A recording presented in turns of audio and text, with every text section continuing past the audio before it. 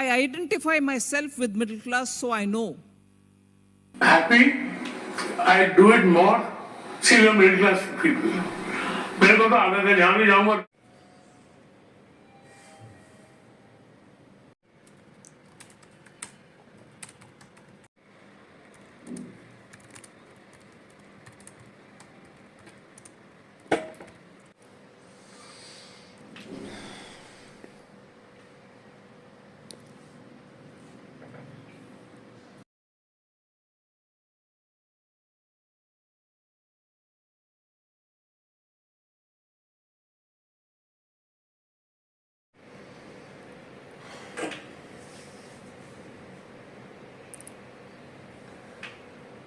Who are the middle class? What percentage of the population composes of the middle class? Where do they stand in the Indian economy? Everyone keeps saying that they are from middle class, but in reality, who are they actually? In this episode, we shall find out.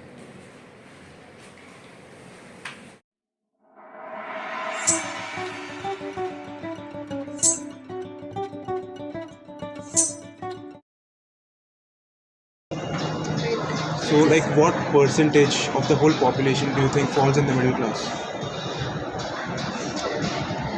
Maybe more than 60%.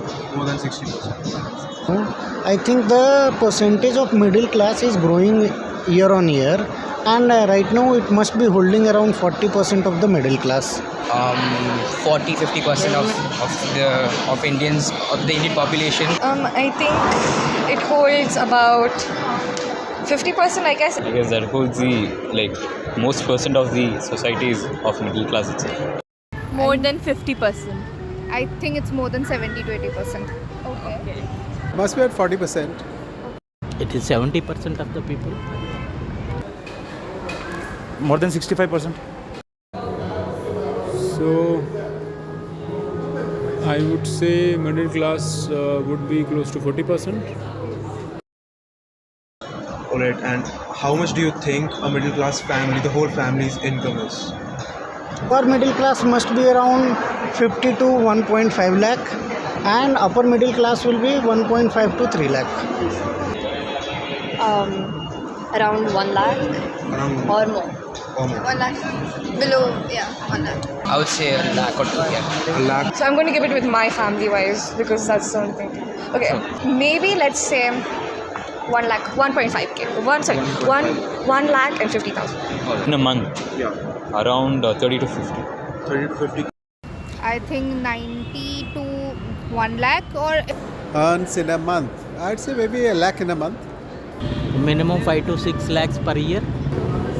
So that's a difficult question, but I think 1 lakh per month a middle Question, how much do you think they spend monthly?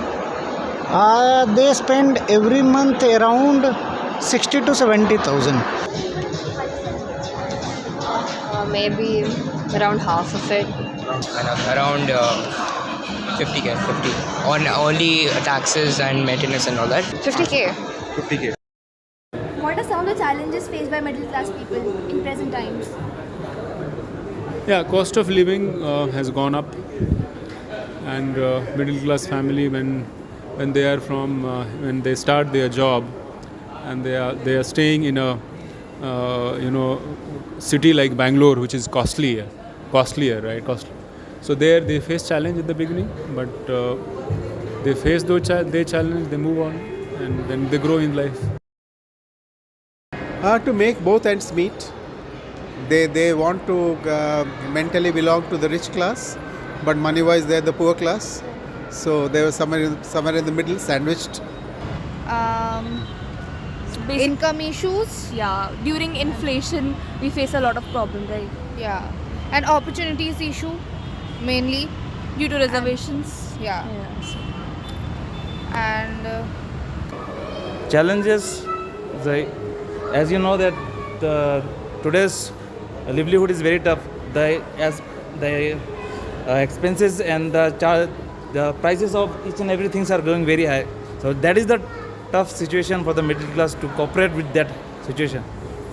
Thing is that.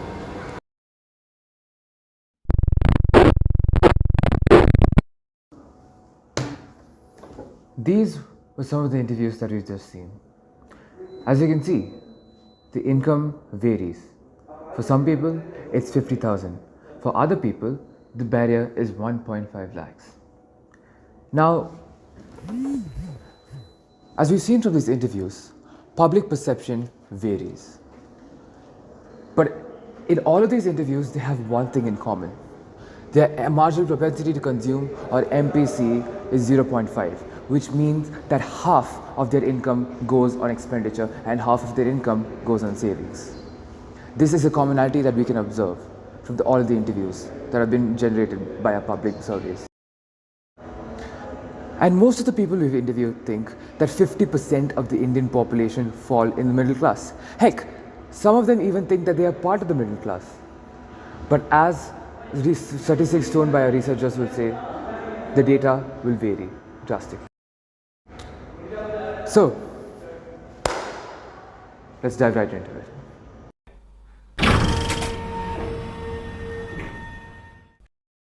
So you must be thinking that the majority of the Indian population belongs to the middle class as well.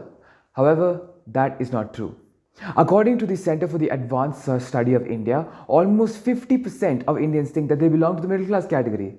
Even the finance minister, in one of your interviews, said that she belongs to the middle class. But what actually is the middle class? See, there's no definition as such, but according to the Pew Research of 2021, an average person coming from a middle class background lives on 460 rupees to 920 rupees per day, which means that on average, they spend around 20,700 rupees a month. According to this research, people earning about 25,000 rupees to 50,000 rupees are the real middle class of India.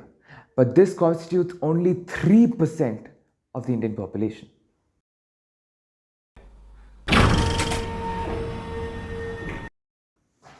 Now, according to the survey taken by the Ministry of Statistics in their latest household expenditure and survey, only an average of 5% of the Indian population spends above 20,000 rupees, exactly 20,824 rupees for the urban setting and about 10,501 rupees for the rural settings.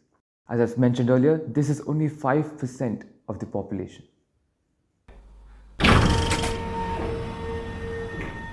But just like us, even big brands make a mistake when trying to consider that middle class people constitute a large part of the Indian population, which is why even when many multinational companies enter India, they realize that their target consumers are much smaller than they had initially thought. For example, Starbucks had big plans to enter the Indian market, where they have opened a new outlet every month, whereas in other countries like China, Starbucks opened one every 15 hours.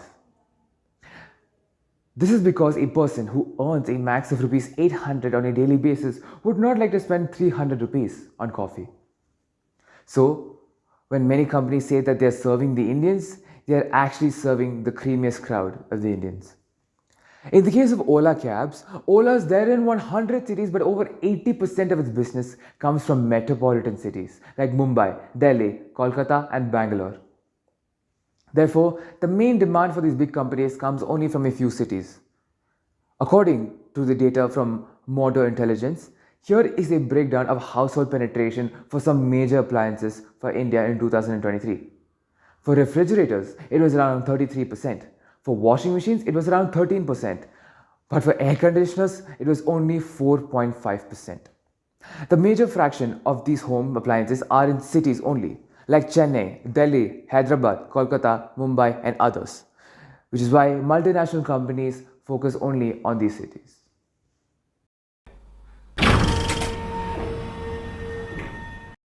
Now, let's take a look at the challenges, where a large part of the Indian middle class working in the IT sector, their salary increase has been very poor. For example, let's take the salary of a CEO and let's take the salary of a freshman. Now, let's take a 10-year period as well, from 2012 to 2022. Now, if you see the freshman salary increased from 40% to 46.94%. But at the same time, if you compare that in a 10-year period to the CEO's salary, there was a nearly 15 time increase in the salary to 1,492.27%, according to this Business Today article. And this is the average salary. The median salary is 1,449.02% compared to 40%, which is the fresher's salary. So, in the past 10 years, inflation has been around 6 to 7% per annum, where salary growth was hardly 3% per annum. So, technically, Harshil, you are worse off now because inflation is more than your salary growth.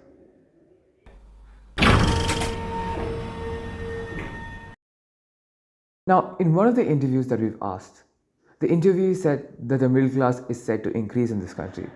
Well, we beg to differ. Pew Research Center estimated that India's middle class had 66 million people, down from 99 million people before the COVID-19 pandemic. Meanwhile, the number of people who are poor in India, with incomes of rupees 100 or less than that in a day, is estimated to have increased by 75 million because of the COVID-19 recession. Also, with the country taking an increasingly neoliberal stance for more corporate and industrial compliance, with the creation of more jobs for the population, the median salary of every salaryman has kept reducing. For companies to keep their profits in check. At the same time, companies are attracted by the government subsidies to set up shop in the country, which have to pay only menial taxes at the expense of their employees, who themselves get taxed mercilessly by the government. In an interview by Warren Buffett, the billionaire business tycoon claimed that he was getting taxed less than his own private secretary. Debbie works just as hard as I do, and she pays at twice the rate I pay. I think that's outrageous. Now, Warren Buffett is a person whose net worth may well exceed over the hundreds of billions of dollars, and his secretary is working a white-collar job. And if a secretary is getting taxed more than the billionaire himself, there seems to be a serious problem within the country's taxing system.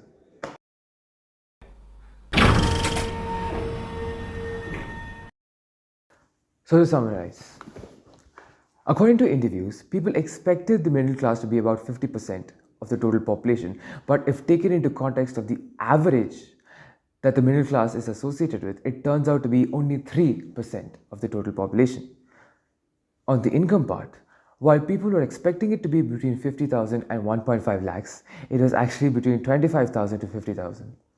And out of this range, middle class people on average spend rupees 20,700 rupees monthly, which has now become a problem for the people who earn close to 25,000 rupees, because they are spending about 80% of their income, and also because the maximum amount of middle class people are concentrated in this mark only. Spending appears to be a problem because there is barely any savings, and because while with increasing inflation and low income growth, the problems will only tend to get amplified. Of course, we can also bring neoliberalism into account and its implications, as we've already mentioned earlier in our speeches. With that, this episode has come to an end. Thank you very much for watching. Until next time.